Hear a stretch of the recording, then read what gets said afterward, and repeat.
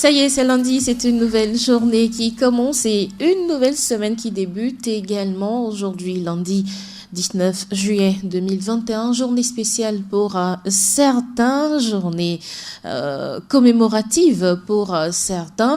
On va essayer de leur faire plaisir dans la balade matinale dans un court instant. Bienvenue, chers auditeurs, j'espère que votre journée a bien démarré. Je vous la souhaite radieuse et très très très belle. Bienvenue dans la balade matinale. Moi, c'est Juanita Blavoutry. À mes côtés, Augustine Doumé. Bonjour. Bonjour, Joanne. Ça va? Très bien. La pêche? Irène qui s'est jointe à nous ce matin. Irène, bonjour. Bonjour, Joanne. Ça va? Je vais bien. Comment démarre la semaine? Très bien. Super. Voilà, le décor, il est planté. J'espère que vous également, où que vous soyez pour nous recevoir ce matin, vous avez la pêche. Bienvenue dans la balade matinale avec cette chanson d'espoir du groupe Espoir 2000.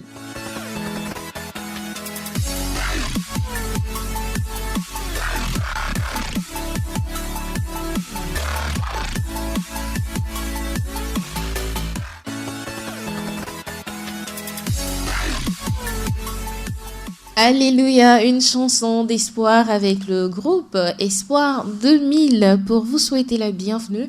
Une chanson d'espoir que vous avez partagée, j'espère, ou que vous soyez dans cette matinale. L'effet Alléluia, hein, ça fait du baume au cœur et j'espère que ça vous a fait du bien à vous aussi. Voilà, et nous démarrons cette journée comme toujours avec des astuces dans la balade matinale. On commence dans ma tasse par parler du curcuma. C'est bien cela, Augustine? C'est ça, on n'en parlera jamais assez. Le curcuma est très bon pour notre santé, pour la peau et pour tout ce que nous pouvons utiliser le curcuma pour faire. Oui. Et nous le savons, le curcuma est une plante médicinale les plus étudiées, mais ses bienfaits sont tellement énormes. Mais très négligés d'ailleurs. Pardon? Très négligé, on Très ne connaît négligé, pas bien beaucoup sûr. les bienfaits du curcuma. On ne l'utilise que lorsqu'on veut faire du riz curry et Voilà. tout ça pour donner de la couleur au riz et tout.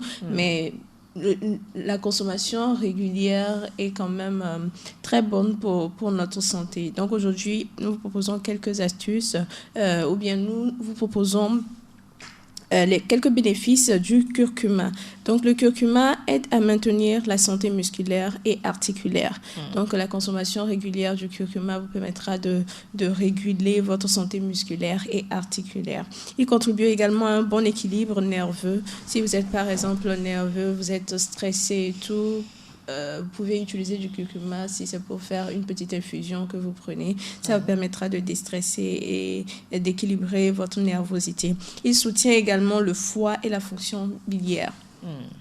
Et le curcuma est également très bon car il contribue au confort digestif. Si vous vous sentez un peu ballonné, vous pouvez l'utiliser. Si vous vous sentez, je dirais, ça fait quelques jours, vous n'avez pas pu faire les selles quand même, oui. vous pouvez également l'utiliser. Et c'est très bon également quand on consomme des aliments, on ne sait pas parfois d'où ça vient. Quand vous voulez manger, vous pouvez quand même ajouter un peu de curcuma dans votre nourriture. Ça vous permettra d'assainir quand même ce que vous êtes en train de manger. Donc, c'est quelques bienfaits que nous vous avons proposés aujourd'hui. J'espère que ce sera d'un grand bénéfice pour nos auditeurs. Certainement qu'ils ont pris note de cela.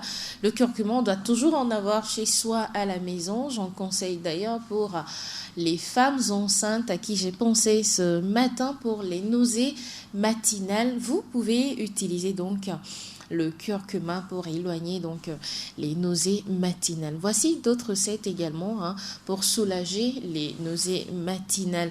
On sait très bien que les premières semaines ou les premiers stades de la grossesse peuvent être vraiment chamboulants pour toutes les femmes, enfin pour la plupart, pas pour toutes, pour la plupart.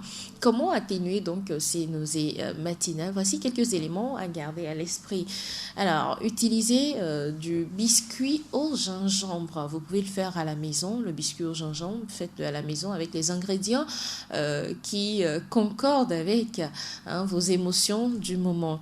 Alors, ce biscuit fait maison peut être dégusté dès le matin pour éloigner donc les nausées matinales. Vous pouvez également prendre de la limonade. Certaines femmes trouvent que la limonade aide à calmer leur estomac. Cela regorge de vitamine C et est reconnu pour ses priorités antioxydantes. Alors, vous voulez donc passer une journée zen, loin des nausées et vomissements et tout. Vous pouvez également consommer de la limonade. Autre chose également, une salade à la pastèque. Vous pouvez y joindre d'autres fruits qui vous sied. On peut ajouter, je ne sais pas, peut-être du raisin ou encore des fraises. Faites une petite salade de fruits, surtout ajoutez-y de la pastèque, cela vous aidera à éloigner la nausée. Une soupe au citron également, pourquoi pas, pour tempérer les effets de la nausée. Et puis de l'eau de coco que vous devez toujours avoir chez vous à la maison, sans oublier nos chewing-gums, soit au gingembre, soit au citron ou encore à la menthe, pour être soulagé pendant 2 voire 4 heures de ces nausées. Il y a bien d'autres astuces, mais on va s'arrêter à quelques-unes de ces astuces ce matin. Faites-les chez vous. Il y en a plein d'astuces. Faites-les histoire de vous mettre à l'aise donc dans cette situation qui n'est que temporaire. Voilà, fini pour les astuces. On va s'attaquer maintenant à notre thème de la semaine. Je ne sais pas si vous l'avez remarqué, de nos jours, la vulgarité dans les rues, la vulgarité dans nos propos envers nos collègues, envers nos confrères ou encore envers nos sœurs, nos frères, ceux-là avec qui nous partageons notre quotidien. Eh bien, aujourd'hui, cela ne choque plus d'être vulgaire. Pourquoi la vulgarité ne choque plus aujourd'hui dans nos communautés? On va en parler tout au long de cette semaine dans la balade matinale. Et vous, chers auditeurs qui nous écoutez depuis vos lieux de travail ou même à la maison, vous pouvez réagir, vous pouvez participer au débat sur le 90 13 89 94. Alors, les filles, voici le thème de la semaine. On va papoter un peu sur ce thème. Pourquoi aujourd'hui être vulgaire est devenu chose commune pour la plupart de nous? Vous avez une idée? C'est vraiment un constat, je dirais, général. Parce que même dans nos rues, à la maison, on constate que ce n'est plus autant de respect. Ce n'est plus ça. On ne respecte plus les grandes personnes. On n'accorde plus de considération à ceux-là qui nous ont vraiment précédés, quel qu'en soit leur statut. Et c'est vraiment déplorable. Et il y a plusieurs raisons. Je dirais que les temps également ont changé. Et on se dit que parfois, on est plus civilisé que nos parents. Or, il y a des règles de la vie qui ne peuvent pas être facilement dérobées, qui ne peuvent pas facilement se dérober. Et du coup, aujourd'hui, on pense que être civilisé, c'est quand même manquer de respect ou tenir des propos injurieux envers des personnes pour dire que je m'affirme, pour se dire que j'ai une estime de ma personne. Ce n'est pas ça. Donc, il y a plusieurs facteurs, je dirais. L'environnement. Et même l'Internet aujourd'hui. Oui. Parce qu'il y a beaucoup de choses que nous copions sur Internet. Il y a certains propos que nous copions. Il y a certaines personnes que nous copions. Seulement, ces personnes-là ne sont pas nous. Et comme on le dit, notre empreinte digitale, c'est une seule empreinte digitale. J'ai mon empreinte, tu as ton empreinte, Irène a son empreinte. Donc, on ne peut pas forcément ressembler à quelqu'un. Il y a de bons côtés qu'on peut prendre chez une personne. Mais aujourd'hui, on constate que c'est la mauvaise partie de la personne qu'on copie et qu'on essaie d'adapter. Donc, tous ces facteurs également entrent dans le fait qu'aujourd'hui, on constate qu'il y a tellement de vulgarité, surtout du côté de ce que nous pouvons dire à autrui. Et ça blesse vraiment. Irène, tu as remarqué également qu'aujourd'hui, la vulgarité est devenue, on va dire, un truc moderne. C'est la mode aujourd'hui? Oui, je pense. Je pense que c'est cela. Et puis, c'est le facteur premier de cela, c'est la génération, notre génération. Il y a le manque de respect entre nos collègues, entre des amis. Tu peux dire à une amie, sale pute de merde. ça va pas le choquer. Ça va pas choquer, en fait. Ça va pas choquer, il va sourire. Donc, on copie le mauvais côté. Et cela provient surtout, comme je vais rejoindre Augustine en disant, l'Internet, surtout l'Internet. L'Internet a permis à ce que on peut se dire des choses qui ne choquent plus dans la rue, partout, même au travail, qui ne choquent plus au fait. On copie le mauvais côté. Alors, au lieu de copier plutôt le bon côté des choses. Aujourd'hui même, normalement, l'éducation, ça passe par la maison et ensuite c'est sur les bancs des classes, les professeurs qui doivent éduquer ensuite, après l'éducation de la maison. Mais force est de constater que même dans les salles de classe, les élèves, les jeunes, même les enfants n'ont plus aucun respect d'abord pour le professeur ou l'enseignant qui est devant soi, jusqu'à avoir du respect pour son collègue ou son camarade. Effectivement, et je te rejoins quand tu dis que c'est une question de base. Et l'éducation à la base, moi je ne cesserai de le dire, c'est le socle de toute chose, c'est le pilier qui soutient notre société. Quand un enfant n'est pas bien éduqué chez lui à la maison, ça va se faire ressentir dans la société. Voilà, donc je dirais par exemple à l'école, moi, je dis que ces facteurs, ce qui se répète à l'école, c'est forcément ce qui se fait à la maison. Un enfant, par exemple, qu'on n'arrive pas à bien encadrer à la maison, il va le faire dehors.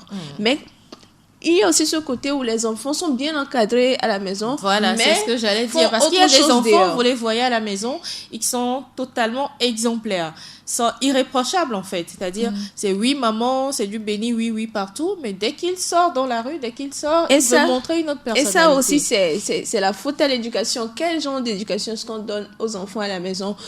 Vous dites que je suis le père, je suis la mère, l'enfant quand je lui dis si il doit forcément obtempérer. Oh l'enfant, moi je dis toujours l'enfant a son caractère à lui. Laissez développer ce caractère-là et c'est au fur et à mesure que vous allez pouvoir agir sur ce caractère. Donc, quand on ne permet pas à un enfant de s'exprimer à la maison et qu'il doit le faire dehors, c'est là que les lacunes vont se faire voir. Un enfant, par exemple, moi je dis souvent, j'aime les enfants qui parlent beaucoup, qui sont à l'aise dans leurs propos. Un enfant qui peut se tenir devant une grande personne et lui dit que ce que tu es en train de me dire, ça ne me plaît pas, mais parce que tu es grand. Et dans le respect. Dans le respect, au fait. Ça, c'est une bonne chose. Mais quand à la maison, vous dites à votre enfant, fais ci, et l'enfant ne fait que faire ce que vous êtes en train de dire, au fait, l'enfant vous ressemble. Il n'est pas lui. D'accord. Donc, quand il sort, il va être lui parce qu'il va se dire, bon, je suis ici, mes parents ne sont pas là, je pourrais dire ce que je veux. Et c'est ce qu'on voit dans la société. Donc, quand on est à la maison, j'ai vu sur Internet la fois dernière, on disait que c'est à la maison qu'on apprend à l'enfant, par exemple, à dire, s'il te plaît, tu peux me passer ci, s'il te plaît, tu peux me faire ça, à dire merci. Ce sont des choses qu'on apprend à la maison. Et maintenant, quand l'enfant va à l'école, il va développer ça. Un enfant, par exemple, à qui on apprend à respecter les grandes personnes à la maison, quand il va arriver à l'école, il va savoir que mon professeur, c'est une grande personne. Ce n'est pas mon égal. Je dois le respecter. Donc, c'est un peu ça. C'est également la faute à l'éducation que nous sommes en train de donner. Et certains parents, faut le dire, faut le répéter, on n'a pas assez de temps. Les parents n'ont plus assez de temps pour... je dirais, assumer leurs responsabilités. Même quand on n'a pas de temps, moi je dis, la plus petite des valeurs que tu peux inculquer à ton enfant, c'est la meilleure au fait. Et quand tu es là et tu vérifies à ce que l'enfant développe cette valeur que tu lui as inculquée, je pense que c'est la meilleure des choses. Il ne faut pas forcément être présent de corps, même étant absent. Il y a des enfants qui respectent. L'enfant va te dire, mon père, il n'aime pas ça. Quand il va revenir, il va apprendre que j'ai fait ça. Il ne sera pas content. Du coup, l'enfant ne le fera pas. Donc, il faut également revoir l'éducation que nous donnons à nos enfants aujourd'hui. Le constat également aujourd'hui, Irène, c'est que les parents, les familles aujourd'hui sont tellement modernes. On veut tellement être une famille, papa, maman, les enfants. On est coupé du reste de la famille, c'est-à-dire les grands-parents, les tantes et autres. Or, dans le temps, tout cela contribuait à l'éducation d'un enfant, surtout les grands-parents qui ont encore beaucoup de valeurs à inculquer aux enfants. Est-ce que d'une part, la faute n'est pas aussi à cette modernité que nous avons aujourd'hui, vivre papa, maman, enfant, et voilà, c'est tout? Je pense que le problème aussi vient de là. Parce que quelquefois, lorsque c'est papa, maman, enfant, il y a des disputes souvent entre le père et la mère. Ils se lancent des propos. L'enfant est là, il copie tout. Du coup, en classe, disons, entre amis, il peut insulter sa camarade salope. Donc, ça provient du fait, ça provient des parents. On va insulter directement les parents. Mais si on prenait le l'aspect selon lequel ils vivent avec la grand-maman. Moi, par exemple, il y avait ma grand-maman à la maison. Il y a une éducation différente. Il y a une éducation que la grand-maman donne aux enfants. C'est une éducation qu'elle a reçue d'elle-même, ses propres parents. Donc, faut pas se limiter seulement aujourd'hui à papa, maman, enfant. Il faut quelquefois envoyer les enfants voir les grands-parents, avoir une éducation, le respect et autres. Tu rejoins également l'avis d'Irène, Augustine? Oui, je rejoins. Faut souvent également envoyer les enfants au village. Voilà. Il faut les envoyer parce que souvent la réalité de la vie, c'est que on n'a pas de temps en fait, et on est seul avec les enfants. On ne peut pas bien les encadrer. Mais pendant les vacances, ce sera bientôt la période des vacances. Pourquoi pas ne pas envoyer les enfants au village? Parce que moi, j'imagine mal un enfant au village entouré de ses grands-parents, de je ne sais pas, de toute la famille, des oncles et tout, et qui va se lever et dire je ne sais pas, espèce de bon, je voudrais pas dire de gros mots à l'antenne, en fait. C'est possible? Oui, c'est possible. Là. Et on te gifle une fois, on te tape la bouche de toi, là, tu ne vas plus répéter. Au village, bon, peut-être tes parents diront, oh, c'est mon fils, je ne peux pas le gifler, comme ça. Et ça, là, ça ne se dit pas. Mais au village, tu t'imagines avec tes grands-parents, tu sors un gros mot, quoi, on te corrige correctement. Oui, mais ça, si cet enfant revient à la maison, même si on lui dit de ressortir le même mot, il ne pourra pas, n'est-ce pas? C'est vrai. J'ai suivi un film comme ça où le gars, il a envoyé son fils aux côtés de sa maman pour que la maman lui inculque les valeurs qu'il lui a inculquées lui-même. Pourquoi? Je me suis posé la question, pourquoi toi-même on t'a inculqué les valeurs là, tu ne veux pas les inculquer à ton enfant? C'est peut-être à cause de cette familiarité. Voilà. L'enfant pense que mon père, c'est mon père, même si je fais, il va me pardonner. La grand-maman aussi, elle va te pardonner. Mais elle saura comment te transmettre les bonnes valeurs qu'elle a reçues. T'amener, en fait, à adhérer les bonnes manières. Et parfois, ce n'est pas... dans la méchanceté, parfois il y a des grands moments qui sont vraiment douces. Moi, ma mère, par exemple, elle ne m'a jamais tapé. Elle n'aime pas du tout qu'on tape un enfant. Mais quand tu es avec elle, tu apprends des valeurs. Tu reçois des choses. C'est un peu ça. Et aussi, je dirais, ce sont nos systèmes... les systèmes politiques, en quelque sorte. On est dans une société où on nous dit ne frappez plus les enfants, d'accord, on ne frappe plus. Est-ce pour autant dire que quand un enfant va faire quelque chose, on va refuser? Je dis merci à Dieu pour l'Afrique, parce que l'Afrique n'adhère pas à certaines pensées. Mais par exemple, en Occident, où on laisse l'enfant faire ce qu'il veut, et tu n'as même pas le droit de taper, tu n'as même pas le droit de dire mon enfant, ce que tu as fait, ça ne m'a pas plu, on ne fait pas ça. Et l'enfant, lui, il est libre d'exposer ce qu'il fait. Est-ce que ce n'est pas un peu du copier-coller? Du copier-coller. Ces trucs que nous regardons. Du copier-coller. C'est ce que je dis. L'Afrique n'adhère pas à ces histoires-là. Et je prie Dieu pour qu'on n'adhère pas. On ne finisse pas par adhérer. Donc, c'est un peu du copier-coller parce que là-bas, leur système politique, leur système social et tout, leur permet d'avoir certaines libertés. Tu te tiens devant une grande personne, tu lui dis, mais tu sais que ta tête là, c'est vraiment trapèze. Tu n'es même pas beau et tout ça. La personne ne va rien te dire parce que les lois permettent à cette personne-là de ne pas revendiquer ou bien de ne pas te corriger. Et en plus, on va se dire, est-ce que tu es mon enfant? C'est aussi ça. Il y a beaucoup de personnes aujourd'hui qui ont peur de réprimander enfants d'autrui. Et ça, c'est la faute des parents. Parce qu'il y a des parents, tu les vois, quand son enfant fait quelque chose de mauvais, et un inconnu, par exemple, lui dit, ce que tu as fait, ce n'est pas bien, ne répète plus. Il va dire, si tu me dis ça encore, je vais aller dire à mon papa. Et voilà le papa qui sort loukou, vous venez. Est-ce que c'est ton enfant? Voilà. Est-ce que c'est ton enfant? Alors, pourquoi tu vas l'éducation, c'est... En Afrique, quand un enfant naît, il devient l'enfant de tout le monde. Il devient l'enfant de tout le monde. Ouais. Mais aujourd'hui, on copie tellement l'Occident, on se dit, c'est mon enfant, c'est à moi la responsabilité de l'éduquer. Tu n'as pas le droit de taper mon enfant. Tu n'as pas le droit de lui reprocher quelque chose. Donc, c'est un peu ça, le copier-coller occidental. C'est un peu c'est mauvais, c'est vraiment toxique pour notre... Pourquoi je dis ça? Parce qu'aujourd'hui, ce que nous voyons dans notre société comme la vulgarité, sous d'autres si on va te dire que bon, l'enfant, il est émancipé.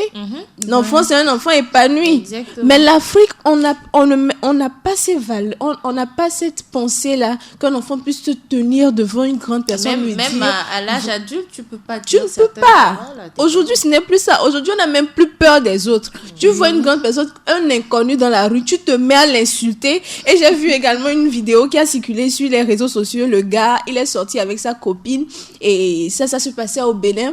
Il est sorti avec sa copine et il a commencé par insulter un monsieur. Or, le monsieur, c'était un charlatan. Excusez-moi, c'était un charlatan. Ouh. Et vous pouvez deviner ce qui s'est passé. j'imagine Les la deux suite. sont partis. Le gars lui reprochait quelque chose. Il a commencé par crier jusqu'à toucher le monsieur. Dès qu'il l'a touché, quelque chose est tombé Non, sur mais lui. ça, c'est une histoire réelle qui s'est passée il y a seulement quelques semaines ou quelques mois à Palimé. Une histoire réelle qu'on m'a raconté, quelqu'un qui a vécu l'histoire. Il paraît qu'un vieux dans la ville de Palimé, il avait une altercation avec un jeune, c'est-à-dire il se disputait, il se lançait des mots juste en blaguant et je ne sais pas ce qui a pris au jeune. Il a lancé un mot vraiment très violent au vieux et le vieux a dit « Ah bon, c'est à moi que tu dis ça ?» Et il s'est levé, genre le tapant. Le jeune dit « Mais dis donc, toi tu penses que tu peux me taper comme ça? Tu es qui pour me taper ?» Et le jeune a rétorqué. Et d'une manière très violente, il a tapé le vieux devant tout le monde en fait, à la place publique. Bah, le vieux, quand il est rentré à la maison, tout simplement, il a appelé ses enfants et leur a dit si vous n'allez pas défendre mon honneur publiquement parce que ce jeune m'a tapé en public, je vous renie tous comme enfants. La fin de l'histoire, c'est que le jeune qui a tapé le vieux s'est retrouvé poignardé. Il est décédé. On l'a enterré. Et on est venu chercher le vieux à la maison, comme quoi c'est lui qui a envoyé ses enfants tuer le jeune. Mais ces enfants, qu'est-ce qu'ils auraient pu faire pour sauver l'image de leurs parents? En fait, je ne cautionne pas cette violence, mais est-ce que le jeune n'aurait pas pu se comporter autrement à l'égard de ce vieux-là pour éviter... C'est ce respect-là qu'on n'a plus. On n'a plus ce respect-là. C'est comme je le disais, tu ne connais pas la personne qui est devant toi, au fait. Donc, nous-mêmes, sans le savoir, parfois, on agit méchamment, on agit vraiment impoliment envers les gens. Et franchement, il faudrait qu'on se remette en question.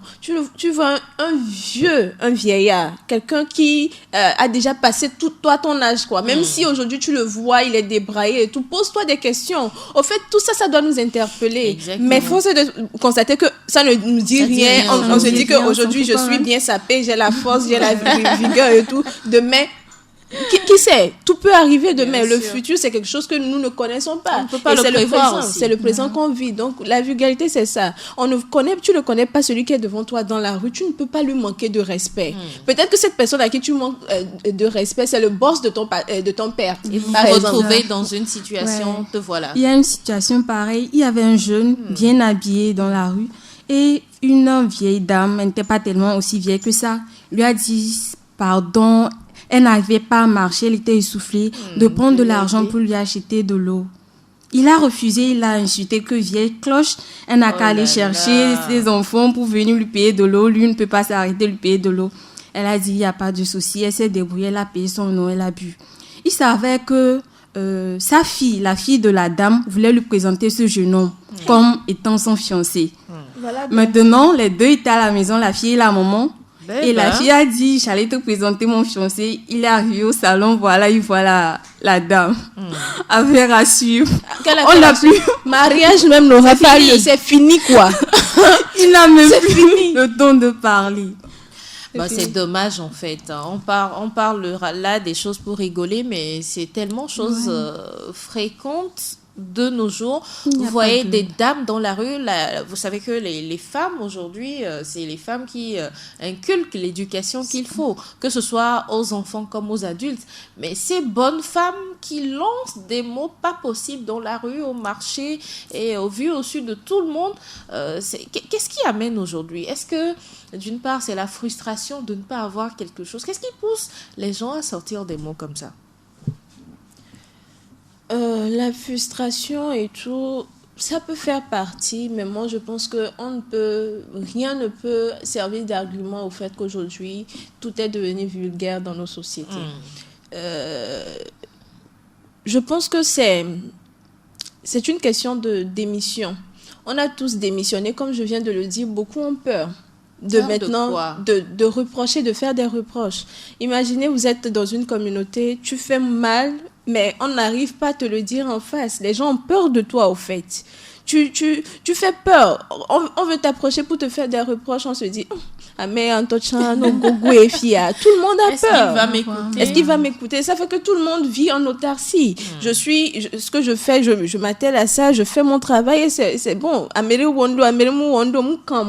C'est un peu ça ce qui se passe maintenant dans la société. Donc, même quand tu fais mal, tout le monde voit ton derrière, mais personne ne va te dire que tu fais mal. Et ça se répète. La personne croit que c'est moi qui suis dedans. Comme on le dit en quoi. C'est moi qui suis la star et tout. Oh, tu fais mal. Donc, c'est un peu ça. Aujourd'hui, les gens n'arrivent plus à faire de reproches parce qu'on a peur de la réaction des autres. On a peur de ce que l'autre va dire. Est-ce que ce que je vais lui dire, est-ce qu'il va accepter? Donc, tout le monde a peur. On vit tous en autarcie dans la société, c'est ce qui est mauvais. Et je pense que s'il peut y avoir des lois, je sais que notre société, c'est une société qui est régie par des règles, des lois et tout ça. Est-ce que tout le monde est au courant? Quand tu fais mal, quand tu insultes, si on peut quand même aller te déposer au niveau de... te fesser un peu. Pour passer une journée. Mais prenez le Ghana voisin ici. Au Ghana, le respect au Ghana, c'est comme...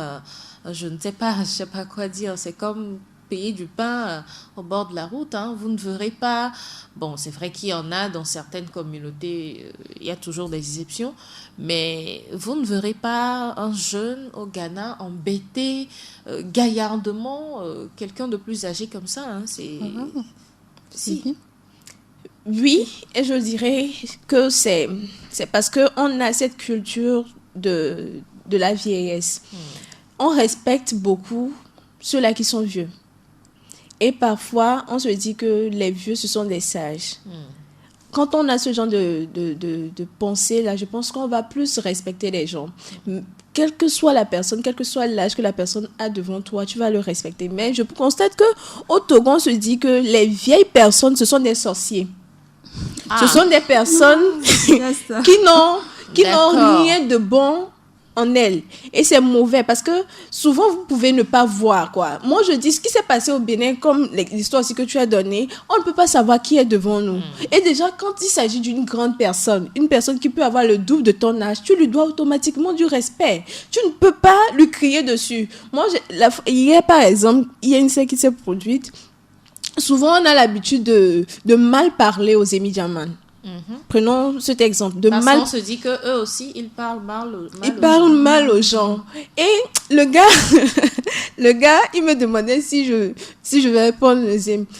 Moi, j'avais autre chose, franchement. En tête, quoi. Je passais mon chemin. Et j'ai pas répondu parce que je n'ai pas... Quand la personne m'a dépassé, il s'est retourné pour me regarder. J'ai dit non. Mais qu'est-ce que je viens de faire? Ça m'a touchée parce que je n'ai pas répondu. Or, c'était quelque chose qui m'empêchait de lui répondre. Ça m'a touchée parce que je me suis dit, c'est une grande personne. Après tout, cette personne peut être mon père. Et si on a cette pensée-là, je pense que la vulgarité ne sera pas aussi accrue dans nos sociétés. Aujourd'hui, on ne respecte plus les grandes personnes et on se dit que ces grandes personnes, ce sont des sorciers. Normalement, ils devaient rester au village. Ce n'est pas bien. Je pense qu'au Ghana, par exemple, on a cette culture des osofo. Quand tu vois une personne, ça dit c'est la culture, la tradition. Pour te parler, il faut Mereku, on dit please, can I, c'est-à-dire il y a toujours une formule de politesse, mais aujourd'hui chez nous, même pour dire s'il te plaît, bon, c'est parce qu'on est en train de bannir notre culture, au fait. On est en train de faire trop de copier-coller. On est en train de tellement copier l'Occident qu'aujourd'hui, on est en train de bannir nos... Faut reconnaître que le Togo, on n'a rien de spécifique à nous, au fait. On est en train de trop copier. On a trop de copier-coller des autres cultures. Des autres cultures. Le Togo et le Ghana ne sont pas trop loin. Oui. Le Togo et le Ghana ne sont pas trop loin. Par exemple, quand vous allez chez les gens d'Aplao, vous allez voir, ils ont cette culture de toujours dire « Medekou, Medekou, Medekou ». Mais quand tu avances un peu là, on t'insulte bien propre. On t'insulte, quel que soit ton âge, on t'insulte, on te lave du haut jusque-là, Augustine, Irène, j'arrive pas à trouver le mot, enfin... D'où est-ce que ce déclic est venu pour vraiment devenir aussi vulgaire dans la rue? On a parlé des émigrants. C'est eux qui sont le culte même de la vulgarité aujourd'hui, les émigrants. C'est les plus incivils aujourd'hui, excusez-moi le terme, j'exagère peut-être, mais je pèse un peu mes mots. C'est les plus incivils aujourd'hui, les émigrants, en termes de vulgarité. Même comme tu l'as dit tout à l'heure, un émigrant qui est passé et qui t'a accosté ou qui t'a demandé s'il pouvait te prendre, tu n'as pas répondu. Il y en a qui peuvent te sortir des mots. Ils vont t'injurier. Voilà, t'injurier. Et finalement, c'est un peu ça qui fait qu'il y a cette méfiance au regard de ces hommes, de ces taxis-motos qui pullulent un peu les rues de Lomé. Je ne sais pas si l'une d'entre vous a été déjà victime de ces gens-là. Hein. Même moi qui les défends ici, là, je suis leur proie. Voilà. Je suis leur proie tous les jours. Ils sont tellement vulgaires. On aurait dit qu'ils en veulent à la terre entière. Pas plus tard que ce matin, je devais prendre les émigrants pour arriver au service. Et les gars, ils sont en communauté là-bas. C'est-à-dire, de toute façon, on les connaît là. Ils ont leur rassemblement. Ils sont assis. Il y a un qui m'a demandé si je voulais prendre la moto. J'ai dit non, je ne vais pas prendre la moto. Si tu vois, de toute façon, ils ont commencé par parler. Et des choses...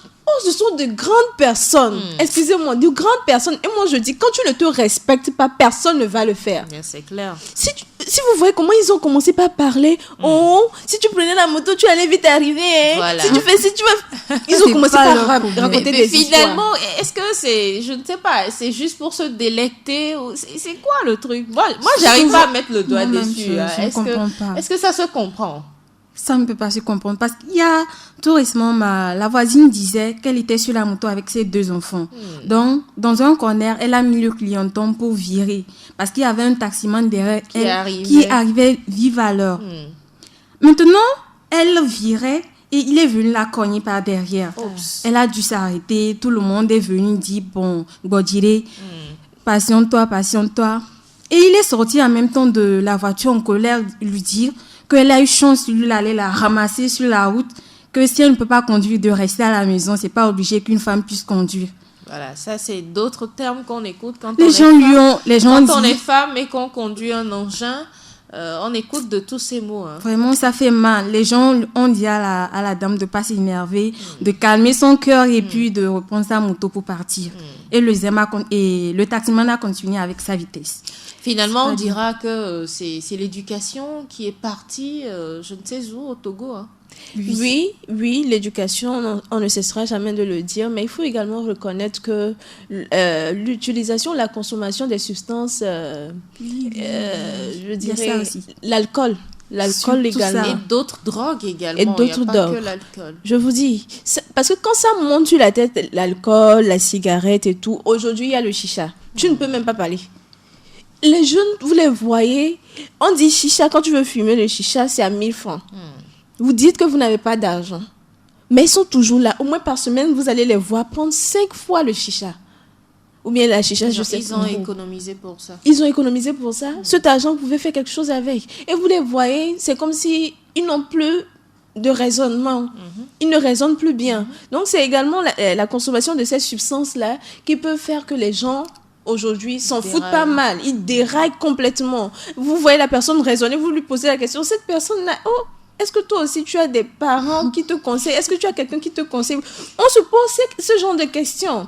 Donc, c'est également ça. Et il faut vraiment... Il y a un autre aspect de la chose. Aujourd'hui, les jeunes n'ont plus la patience d'avoir cette éducation qu'il faut à la maison. C'est-à-dire, arriver à un certain âge, moi, je dirais que c'est la démission également des parents. Pourquoi? Parce qu'un jeune, déjà à 11 ans, qui se met dans les rues, qui sort quand il veut, rentre quand il veut, sans que les parents ne disent quoi que ce soit, qu'est-ce que ce dernier peut devenir pour la société? Oui, vraiment, c'est une bonne question. Augustine, tu en dis quoi? Si les parents ont démissionné, les parents n'ont pas totalement démissionné, quoique ils ont démissionné vraiment, mais c'est également le tort à la jeunesse qui ne veut pas vraiment apprendre. Oui, mais un enfant de 11 ans qui sort dans les rues, revient à une heure tardive, il récidive demain, après-demain, c'est aux parents quand même de taper du poing sur la table, non? C'est aux parents de taper du poing sur la table. Et moi, je dis souvent, c'est la précarité qui le fait. Souvent, quand on vit dans des situations vraiment précaires, on se dit l'enfant aussi doit se débrouiller, c'est mauvais. Pas plus tard que la semaine dernière, moi j'ai eu ce cas dans mon quartier. L'enfant, il n'a même pas encore 8 ans. L'enfant a disparu toute une journée de la maison. Et on mettait le tort sur sa maman. Or, la mère, elle lave les habits pour les gens, elle puisse pouvoir nourrir les enfants. Et tenez-vous bien, cette femme-là, elle a mis au monde 8 enfants. Avec un père qui est à la maison. C'est un autre problème. Comment est-ce qu'on peut fabriquer autant d'enfants quand on n'a pas un revenu suffisant? C'est la précarité. C'est la précarité. Il faut vraiment que nos dirigeants prennent cela en charge pour qu'on change un peu le taux de chômage qu'il y a dans ce pays-là. Ouais. Sinon, beaucoup de personnes sont en train de vraiment dérailler. Et je vous dis, cette dame, elle a perdu son enfant. On nous fait savoir que le père, il était à la maison. Et du matin jusqu'à 18h, le père n'a pas vu son enfant. C'est à 18h quand la femme revenait de cette tracas et tout ça, parce que les enfants, ils ont toujours l'habitude de sortir. Dans ce genre de quartier, les enfants ont toujours l'habitude de sortir, jouer et tout. La mère croyait que l'enfant était toujours avec ses camarades. Or, l'enfant, il a totalement quitté le quartier et tout. Et c'est un inconnu qui l'a retrouvé pour aller le déposer au niveau de Terre des Hommes. Et c'est de là qu'on a commencé pas chercher l'enfant. La mère, elle était totalement déboussolée et tout. Donc, les enfants, c'est à nous de les éduquer. Moi, je dis, tu ne peux pas être à la maison et voir ton enfant sortir sans lui demander où est-ce que tu vas. Tu ne peux pas, même si tu vis dans une condition précaire et c'est ton enfant, dis-toi, mon enfant, tu vas où? Ne sors pas. Si ça se fait sous d'autres cieux, pourquoi pas dans les quartiers où on peut quand même dire les gens vivent dans des situations précaires. Ce n'est pas à cause de la pauvreté qu'aujourd'hui tu vas te minimiser. Moi, je dis souvent, les enfants, cette dame, moi j'ai pris l'autre côté de la chose, cette dame, c'est aujourd'hui, elle souffre, mais elle a 8 enfants. Demain, ce sera une richesse pour elle. Si elle arrive à s'en sortir, si elle arrive vraiment à bien encadrer ses enfants, tu ne peux pas être à la maison et permettre à tes enfants de sortir comme ils veulent. Comment? Faut quand le temps tu sors et tu rentres à une certaine heure, au-delà de 20 heures, tu retournes d'où tu viens, ou simplement tu reviens plus dans la maison en fait. Le tort est partagé aujourd'hui. Il faut qu'on se réveille, il faut que les parents, moi je dis, quand c'est un enfant, il peut chaque fois avoir des dérapages et tout. C'est à vous maintenant de les ramener à la raison. L'enfant ne peut pas faire des bêtises et vous allez dire totalement que je t'ai banni et tout.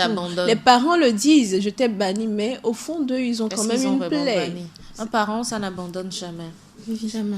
Bon, je peux ajouter à ce que Augustine a dit, que la responsabilité ne vient pas seulement des parents. Il y a aussi la compagnie des amis. L'enfant peut sortir, dire aux parents, papa, j'ai fini de faire mes travaux ménagers, je vais aller voir les amis. Ok, il n'y a pas de souci, le papa ne va pas se méfier. Mais la compagnie, les amis vont lui dire de faire ça, va voler, va faire ça, on ira ici, prends ça. Donc, les parents n'en sauront rien. L'enfant peut revenir à la maison à 17h, il est normal. Le lendemain, il retourne encore la compagnie. Il va faire tellement de trucs que lorsqu'on va venir dire aux parents que ton fils a fait tel ou tel, il ne va même pas croire que mon fils peut faire ce genre de choses. Donc la compagnie. Les mauvaises compagnies. Les mauvaises compagnies surtout. Comme on le dit, les mauvaises compagnies corrompent les bonnes mœurs. Donc si tu as de bonnes mœurs, autant faire compagnie avec ceux également qui ont les bonnes mœurs comme toi. Je crois que ce débat va se poursuivre le mercredi. On va revenir sur quelques précisions, quoi faire et comment nous éloigner de ce mauvais chemin, donc de la vulgarité. On n'a pas touché certains points en ce qui concerne les gens qui pensent qu'ils sont supérieurs aux autres. Il y en a parce qu'ils ont un peu de moyens, ils se disent « Oh, moi je peux parler aux employés ou encore aux voisins ou encore à la boniche comme je veux », alors qu'on est tous égaux en fait devant la loi. Qu'on soit plus riche ou moins riche, on est tous égaux, on a le même sang qui circule dans nos veines. D'ailleurs, je vais partager avec vous cette pensée. Le travail est humain, la réussite est divine. Ne laisse pas le succès te faire croire que tu es mieux que les autres. À chacun son jour. Aujourd'hui, c'est le tien. Demain, ce sera le sien. Alors, ne vous dites pas que moi, je suis supérieure à tel ou à tel, donc j'ai le droit de le piétiner, j'ai le droit d'être vulgaire ou j'ai le droit de lui envoyer n'importe quelle parole. La vie, en fait, nous joue beaucoup de tours et la vie, ça change comme, je ne sais pas quoi, le caméléon, hein, la peau de caméléon. C'est fini pour aujourd'hui. Merci Augustine. Merci Joël. Merci Irène de t'être joint à nous. Rendez-vous chers auditeurs mercredi à partir de 8h pour un nouveau débat. D'ici là, portez-vous bien. Une agréable semaine à toutes et à tous. Une pensée, un clin d'œil à Elom Abiassi qui souffle une bougie en ce jour. Que la grâce divine t'accompagne en ce jour et tous les autres jours de ta vie. Moi, c'est Joanita Blavoutry. Très belle journée à tous.